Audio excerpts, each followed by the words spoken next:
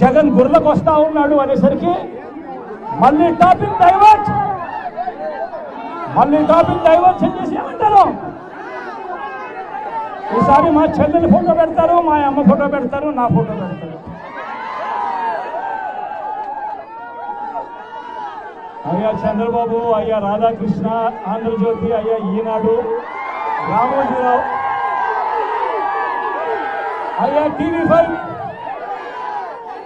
మిమ్మల్ని అందరినీ ఒకటే అడుగుతా ఉన్నా, అయ్యా మీ ఇళ్లలో ఇటువంటి కుటుంబ గొడవలే లేవా అని అడుగుతా ఉన్నా.